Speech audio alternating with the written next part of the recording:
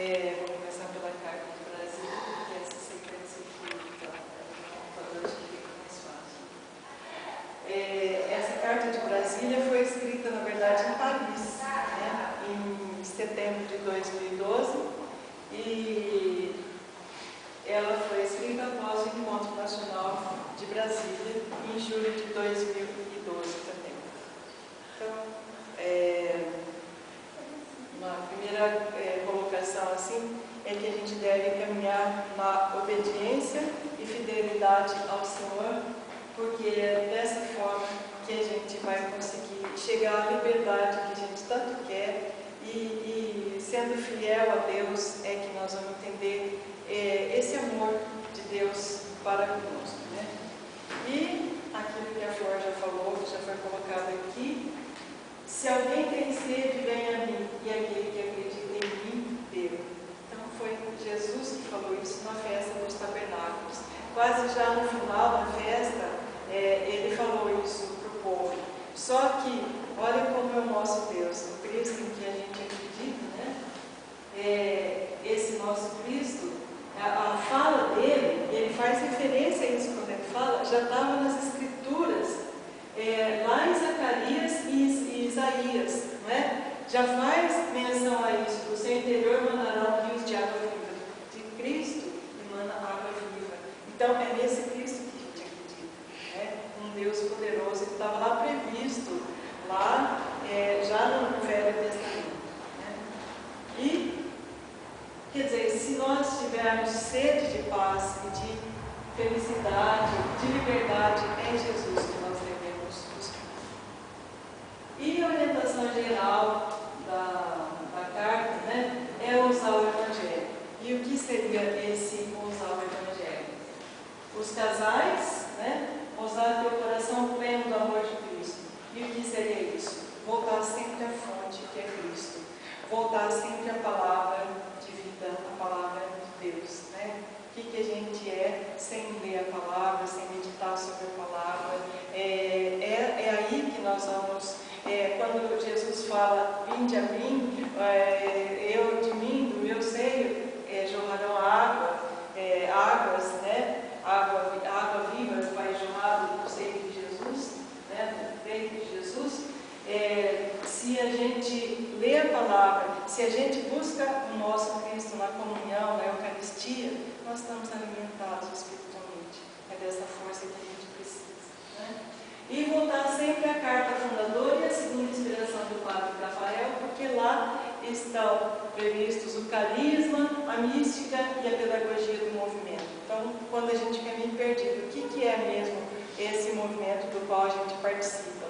A gente volta lá e vê. Então, ficou muito falado no EAC que a gente sempre volte às origens do movimento, e sempre a gente busque para matar a nossa sede, que a gente busque essa água no nosso Cristo, né? E a relação homem e mulher, nas equipes a gente vê bem isso, né? Essa relação é fortalecida e iluminada pela graça do matrimônio, vivido em Cristo e com o Cristo. Se Deus, já em Gênesis, né, já está colocado lá em Gênesis, Ele criou homem, a espécie humana, né, homem e mulher, e viu que isso era bom. Quer dizer, se a gente pensar bem nessa grandiosidade, né, dessa criação, já desde o princípio Ele pensou e viu que isso era bom. Mas como que Deus, né, iria fazer alguma coisa que não se complementasse? Por que Ele ia fazer essa criação, Ele que é tão perfeito? Então a gente tem que pensar bem nisso, que o casal é perfeito. Isso de ser homem e mulher que se unem é perfeito. Mesmo que nós sejamos diferentes no nosso intelecto, na nossa mente, então na nossa parte psíquica, no nosso físico, não é para a gente se separar, é para a gente viver juntos, é para a gente viver em comunhão, é para a gente viver se complementando realmente um ao outro, né? Então, é preciso aceitar as diferenças entre os cônjuges, essa complementaridade que a gente fala, né? E passar de um amor passional ao amor oblativo. Quantas Quantas vezes nós vemos casais se separando, às vezes nem se casaram, assim mesmo na igreja, no civil, né? E já se separam, ou se casaram, ficam aí até 2 anos e depois, não, nós vamos separar porque o amor acabou, né? O amor acabou ou o amor passional acabou? Eles não souberam, então, transformar esse amor passional num amor oblativo, num amor de dedicação de um pelo outro, para um outro, né? É isso que a gente muitas vezes precisa fazer. E todo dia a gente precisa fazer. Quem está aqui faz isso todos os dias. A gente sabe que o nosso amor tem que ser cheio de renúncia, cheio de perdão, né? E eu tenho que viver pelo outro. Se eu pensar em mim, eu vou ser extremamente egoísta e eu vou afastar-me, né, do outro, do meu cônjuge, porque eu não olhei para ele com os olhos de bom samaritano. Porque já isso é previsto também no Padre Cafarel, nos estudos dele, naquilo que ele previu para os casais, né, que a gente tem que ter esse olhar para com o outro do bom samaritano, ou seja, a gente tem que também curar as feridas do outro. E o nosso próximo, mais próximo, é o nosso cônjuge, né? E é por ele que nós temos que fazer tudo aí. E nessa lógica toda, volta um pouquinho só, por favor. Nessa lógica toda, volta um pouquinho só, por favor. Nós precisamos saber que, dando a vida um pelo outro, é que nós vamos chegar à santidade. Então, não há como chegar à santidade sem passar pela lógica da cruz. Essa é a única lógica que a gente deve buscar, é a lógica da cruz. Ou seja, de renúncia, de perdoar cada dia, de começar de novo, porque Deus falou para a gente, né? Eis que farei novas todas as coisas. Então, quando um casal vem para você e falar, olha, não, nós vamos separar, porque o que ele me fez, não tem como ficar junto, o que ela me fez, não, errou comigo é uma vez só. Né? Como isso? Se lá Deus falou para a gente, né? Nas Escrituras está isso, eis que farei novas todas as coisas. Né? Então, Deus faz isso para a gente todos os dias. É preciso experimentar isso. E os casais devem ousar acolher e tomar conta dos homens no amor fraterno. Então, depois que o casal fez um pelo outro, ou ao mesmo tempo que uma pessoa faz pelo outro, né, que um cônjuge faz pelo outro, não é possível ficar assim. A gente vir aqui para o movimento, a gente vir para as equipes, se abastecer e ficar, agora eu estou 10, agora eu estou ótimo, agora nosso casal vai. Não vai. Né? Ele não tem como ele sobreviver se ele se fechar para ele. Tudo que ele aprendeu, tudo que ele buscou nas equipes fica para ele. E a gente viu lá, e está vendo mais e mais, né, nas obras todas, né, que a gente tem que ler sim, tem que estudar sim, tem que buscar nas equipes, mas tem que sair para o mundo, né, e tomar conta dos homens no amor fraterno. Então os casais têm que buscar os outros que estão precisando muito. E ser, para eles falam, em óleo, ser o óleo de consolação. Ser o bom samaritano, sim, mas para os outros casais, para os outros que estão sofrendo. Há muito sofrimento no mundo, né? Então, a equipe de Nossa Senhora é um movimento de espiritualidade. A gente tem que aprofundar essa espiritualidade conjugal, ir para dentro de nós mesmos, mas irradiar, ir para fora. E até as situações problemáticas que homens e mulheres vivem e não conseguem resolver. Então, nós não somos, Padre Cafarel falava, nós não somos apenas destinatários. Essas coisas não foram ditas só para nós e pronto. Nós temos que ser mensageiros, nós temos que levar isso tudo para os outros casais, para as outras pessoas. E, Padre Cafarel, mais uma vez, o amor fraterno é extraordinariamente fecundo. Ao seu redor, com seu influxo, o mal retrocede e o deserto torna-se fértil. Isso aí ele falou na primeira carta mensal, no editorial da primeira carta mensal, chamada O Êxito da Caridade. Né? Quantas vezes a gente se viu numa situação assim de alguém vir falar com a gente, às vezes por telefone, né? Olha, eu queria falar um pouco com você, aqui em casa o negócio a barra está muito pesada, então às vezes o casal não ou às vezes um filho está dando muito problema, a família está em crise, né? E a gente ainda vem aqui, vamos ouvir você, vamos conversar, ou a gente se prontifica e acaba, não dá, vamos falar mesmo por telefone, porque ele está para chegar, e se ele chegar e não estiver aqui, ainda vai arrebentar com tudo. É isso que a gente às vezes depara, né? Só que a gente fala, tá bom, e a gente se prontifica a ouvir, né?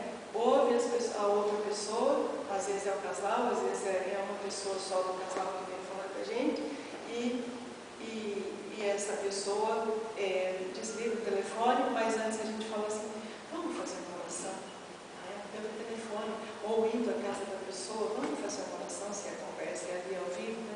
Vamos fazer uma oração.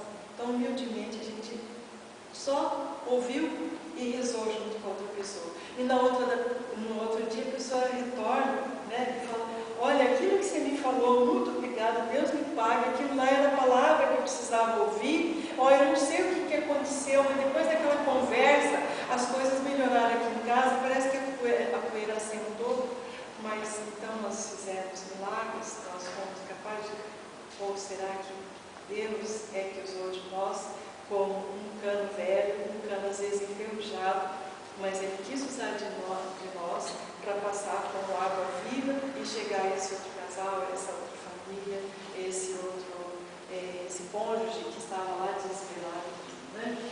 Então, nós precisamos sair ao encontro das pessoas e precisamos dar às novas gerações razões para que acreditem e celebrem o seu amor no Senhor. Quantas vezes os casais de hoje, os jovens, têm muito medo por causa dos exemplos que eles veem, eles não têm coragem de se casar, de celebrar o amor, de se casar mesmo, né? E celebrar o casamento, o amor no Senhor. Falta muitas vezes da nossa parte, da nossa geração, né, dar exemplos de que vale a pena se casar e que vale a pena ficar realmente, permanecer e passar do amor passional para o amor oblativo, como o padre falou lá no início, né? E também temos que sair, ajudar casais em dificuldades, os que fracassaram no amor e tentaram a segunda oportunidade. Quantas vezes a gente encontra, sim, a gente não pode ignorar mais, nós não podemos recebê-los nas equipes, mas nós podemos ajudá-los, e temos que ir ao encontro deles e deixar que eles venham até nós, e recebê-los nas pastorais, na igreja, né?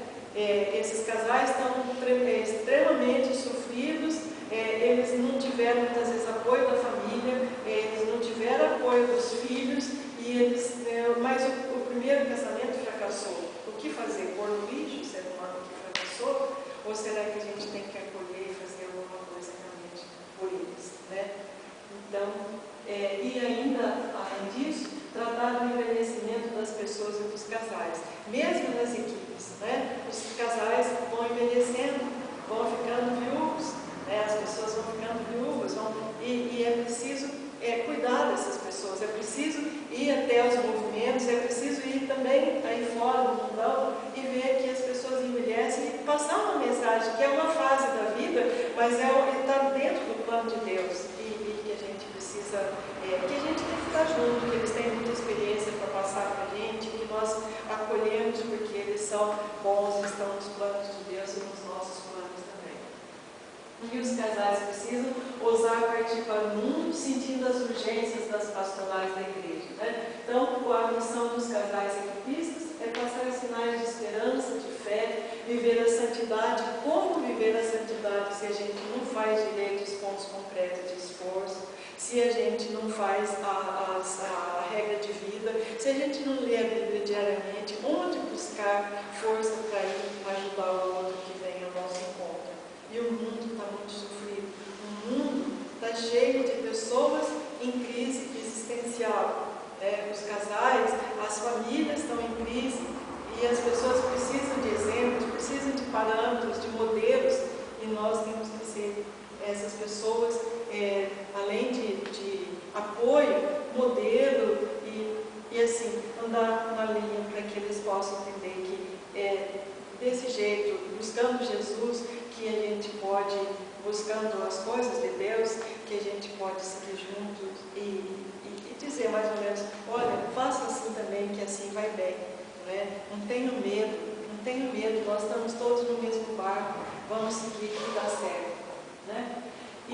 a missão do movimento, então tem a missão dos casais ativistas, mas também a missão do movimento, né, das equipes de Nossa Senhora, que é a de formar casais para partir em missão para o mundo, fiéis ao carisma e dando testemunho. Qual? De que o matrimônio é caminho de amor, felicidade, santidade, confiando em Maria e seguindo a Jesus. Essa é a minha primeira fala, baseada na Carta de Brasília, e tudo tem muita ligação. A gente vê que tudo continua, uma coisa que a Flor falou, eu continuo aqui, depois outro vai retomar, porque a gente está tentando passar em 10 minutos palestra de 1 hora, de 45 minutos, de mais tempo. Orientações para 2013. E nessas orientações, eu queria falar com todos vocês essa oração que é do Padre Cafarel. Ó tu, que habitas no fundo do meu coração, permite-me chegar a ti no fundo do meu coração. Então, é um convite que o Padre Cafarel nos faz para a gente fazer uma interiorização. Dentro de nós está Deus, né? E a gente se esquece disso. É nesse Deus que está dentro de nós que nós vamos buscando, que a gente vai encontrando força para seguir o nosso caminho. E os objetivos do EACRE, né, eles, lá no EACRE, que é um trabalho voltado para os casais responsáveis de equipe, para os casais responsáveis pelo setor, casais de ligação, né, eles procuraram animar os casais responsáveis, os casais de ligação e tal, para o serviço da responsabilidade. Todos nós temos funções, temos responsabilidades dentro das equipes. E a cada ano os casais responsáveis mudam, entram outros novos e daqui a pouco vocês que nunca foram serão casais responsáveis, irão para o EACRE, trarão coisas novas para a gente, né? E nós vamos estar aí sentados ouvindo também. E eles lá procuraram oferecer meios que auxiliem na reflexão e discernimento sobre a caminhada do movimento, né? Lá nós refletimos e nós pensamos sobre a caminhada, sobre a razão disso tudo existir, e também eles tentaram proporcionar momentos de evangelização, de formação e de troca de experiências. Nós tivemos missas, nós tivemos palestras, nós vimos encenação, coisas simples e bonitas, né? Gente representando a samaritana, beira do poço, Jesus lá, uma das pessoas vestida de Jesus, caracterizada como Jesus, e ela conversando com ele, e gestos, e músicas, e tanta coisa que foi bem bonita e realmente motivou.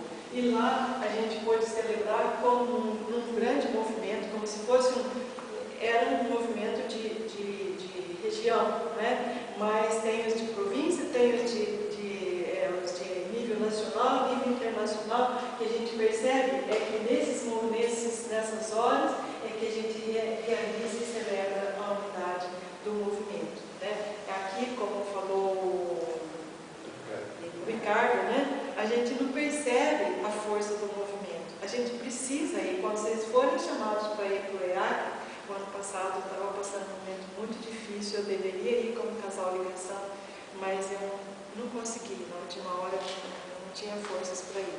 E esse ano eu vi o quão bom é o movimento. É muito, muito bom participar. A gente ganha força nova, vem assim, né, achando que tem um monte de coisa realmente para fazer.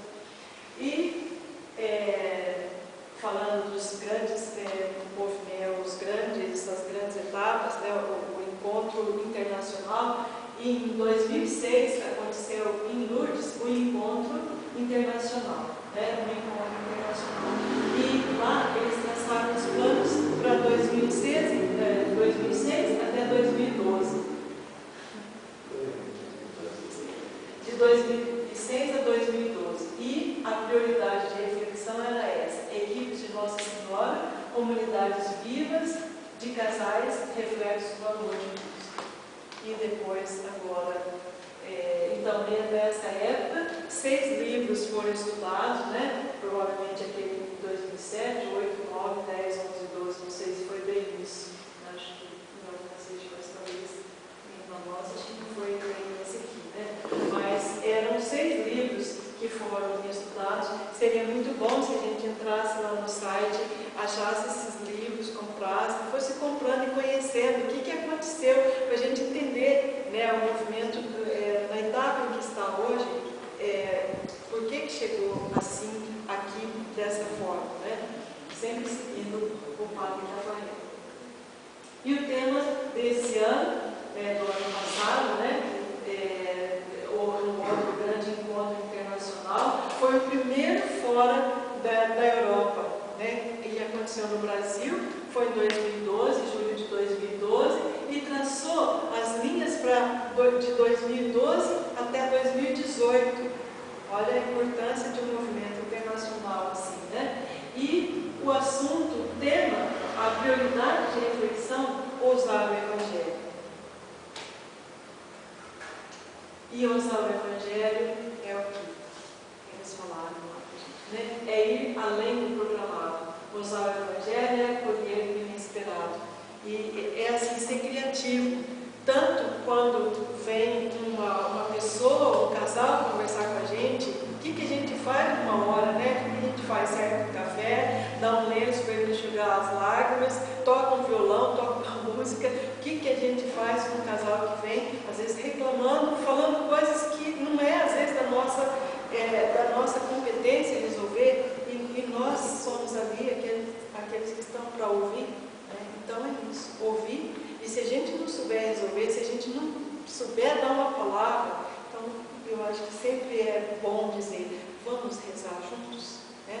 Vamos rezar, você permite que eu reze com você? Eu acho que com humildade, deixar que Deus age através de nós, né?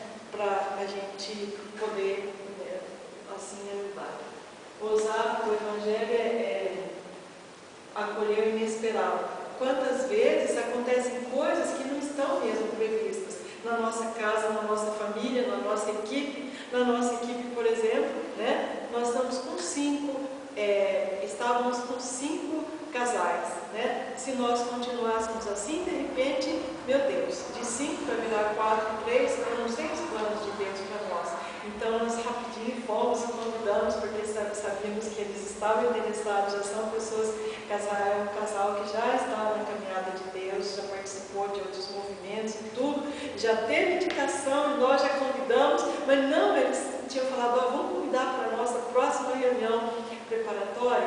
Não sei, eu acho que por Deus, né, a gente pensou, não, vamos convidar agora para o EAC, para eles entenderem o pós-EAC, para eles já entenderem o que é o nosso movimento, já conhecer, se já não conhece, né? Só identificar as pessoas, que eles estão naquela equipe e tal, e com a graça de Deus eles vão participar da nossa equipe, o João e a André, se Deus quiser, equipe de Nossa Senhora de Guadalupe, né? Então, acolher o inesperado. E o tema de estudo para esse ano é o nosso livro, A Flor do Cavaleiro, O Caminho da Vida Espiritual e Casal. Esse é o nosso livro que nós vamos trabalhar. O lema é esse: se alguém tem sede, venha a mim e beba. Isso está em João, capítulo 7, versículo 37, nós já falamos dessa parte. As orientações e ações, tanto para a vida do casal, quanto a vida do movimento, né? Nós sabemos que nós somos parte de uma engrenagem, nós não podemos faltar na nossa equipe, a nossa equipe não pode faltar para o movimento, não pode faltar no setor, não pode faltar, a gente tem que representar. E o nosso movimento precisa crescer mais, meninos, né? Em Piraju, a gente não pode se comparar, mas está aí. Piraju é uma equipe forte, é uma equipe que se representa bem. Há muitos casais lá. Quem sabe nós vamos nos fortalecendo aqui também. Nós somos uma cidade grande que comporta muitos casais. Eu acho que tem muita gente com sede dessa água viva e nós temos que saber onde estão essas pessoas, que muita gente com certeza vai falar com a gente, mas faz tempo que eu estou procurando alguma coisa assim e eu não tinha achado ainda, né? Então vamos atrás dessas pessoas. E na vida do casal, a participação da Eucaristia, então a gente sabe que é através disso, da leitura da Bíblia, da meditação da palavra, a leitura em casal das obras do Padre Rafael, é que nós vamos chegar a algum lugar.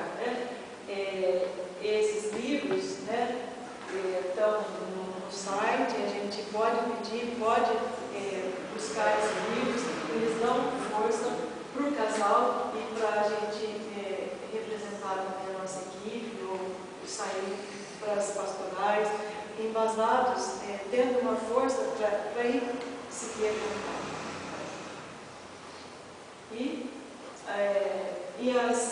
A gente vê que no movimento há uma preocupação muito grande com que as equipes no morro, que elas continuem e que haja força nova, que haja sangue novo. Então sempre tem que haver preparo de gente que não conhece ainda propriamente a equipe, que já participou de outras coisas e tal, mas que vai participar da nossa equipe, mas a nossa equipe já tem uma caminhada. Então, muitas vezes eles precisam participar de formação de equipe, passar pela pilotagem. Então, há livros, né? Esse manual de pilotagem a gente recebeu já, eu acho que todo mundo deve procurar ter esse material. A formação específica, esse outro livro, Reunião de Equipe, os casais jovens das equipes de Nossa Senhora, hoje, que realidade conta, né? Os casais jovens. Então, são livros, coisas que, assim, a gente percebe o movimento se preocupando sempre com isso, que as equipes não esmoreçam no morro e, se forem desfalcadas, que entrem novos casais, dando vida novas. Então, que a gente seja receptivo sempre aos novos casais, porque nós dependemos dele também para sobreviver como equipe. Né? Nunca deve uma equipe ser menor do que 5 elementos. Então, quando tem 5, já está ali no limite mínimo. Né? 4 já não pode funcionar, é de 5 a 7, 8, às vezes casais, acho que é 7, só 7. 8 acho que nem entra no computador, né? Não entra o sistema não aceita. Então, de 5 a 7, passou, está perigando sair disso, vamos ficar. 5 já não deve ficar, deve, porque é um material muito rico, é uma vivência muito legal. Como é que a gente vai ficar assim, só com 5 casais participando para distribuir toda aquela riqueza? É preciso passar isso para mais pessoas. E o padre Rafael termina essa fala para a gente, né? E ele pede que Deus seja em vossas casas o primeiro a ser buscado, o primeiro a ser amado, o primeiro a ser servido. Em vez de vossas casas, nós vamos falar nossas casas, que tudo que a gente fala para o nosso inconsciente fica, né? Então vamos falar orando, isso que ele fala, falando nossas casas. Que Deus seja em nossas casas o primeiro a ser buscado, o primeiro a ser amado, o primeiro a ser servido. Amém.